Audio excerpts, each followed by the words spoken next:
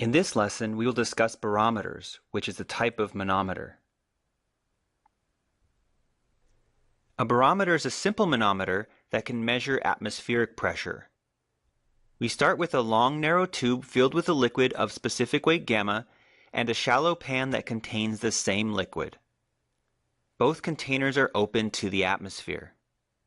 The long, narrow tube is inverted and placed into the shallow pan. This process must be done carefully so that no air enters the tube.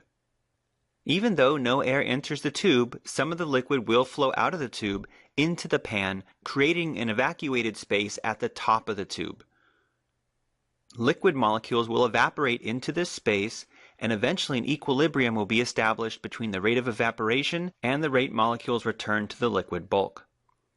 The pressure caused by the evaporated molecules at equilibrium is the vapor pressure PV. The height of the liquid column H is dependent upon the liquid column's weight, the air pressure force pushing downward on the exposed liquid in the pan, and the vapor pressure force pushing downward on the top of the liquid column. We now apply Newton's second law in the vertical direction for just the liquid column. The sum of the forces acting on the column is equal to the column's mass times its acceleration. Since the column is at rest, its acceleration is 0. Next, we identify the forces acting on the column in the free body diagram. The column's weight acts at the center of mass and points downward.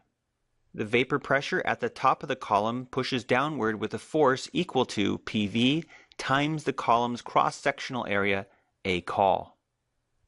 Since the liquid column is not moving, there also must be a pressure force acting at the bottom of the column. Recall that the pressure does not change as you move horizontally through a static fluid. Let's label a couple of points on the barometer.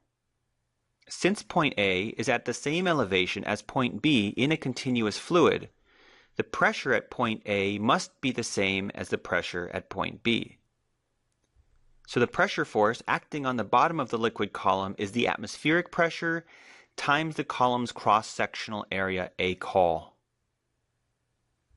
Newton's second law becomes the atmospheric pressure PA times A col minus the vapor pressure PV times A col minus the weight W. The weight is equal to the mass of the column times the gravitational acceleration g, and mass is equal to the liquid density times the volume of the column. And the volume of the column is equal to the column height h times the column's cross-sectional area, A col. Notice that we have also combined density and gravitational acceleration into specific weight gamma.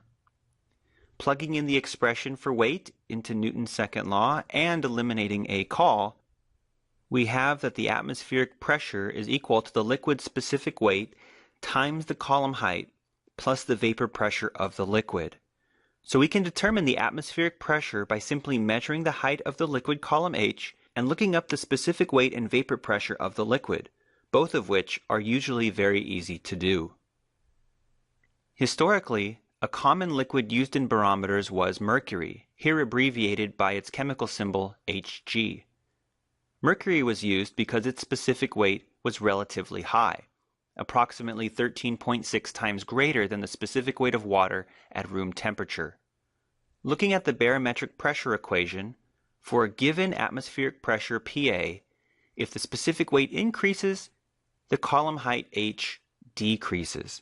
In other words, using a liquid with a high specific weight, such as mercury, means that you could use a barometer with a shorter column length. For example, under typical atmospheric conditions, a mercury barometer would have a column height of approximately 3/4 of a meter, while a water barometer would have a column height of over 10 meters. So it is much more practical to have a barometer that uses mercury instead of a barometer that uses water. Mercury has an additional property that makes it a good choice for use in a barometer.